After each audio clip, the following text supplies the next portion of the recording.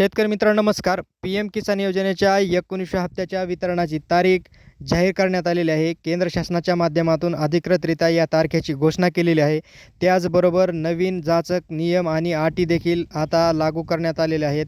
तर मित्रांनो, आपण या व्हिडिओच्या माध्यमातून जाणून घेणार आहोत हप्त्याच्या वितरणाची तारीख आणि नवीन नियम. तर मित्रांनो, सर्वप्रथम पाहूयात आपण नवीन नियम आता काय घालून दिलेले आहेत. तर शेतकरी मित्रांनो, पी-एम किसान योजनेच्या 19 हप्त्याचं वितरण आता कुटुंबातील एकाच व्यक्तीला केलं जाणार असल्याची माहिती समोर येत आहे.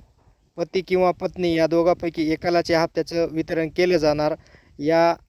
हा एक नियम लागू करण्यात आलेला आहे. नंतर दुसरा नियम, ज्या शेतकऱ्यांचे फेरफार 2019च्या नंतर वारस हक्क सोडून झालेले आहेत, अशा शेतकऱ्यांना देखील या योजनेचा आता लाभ घेता येणार नाही.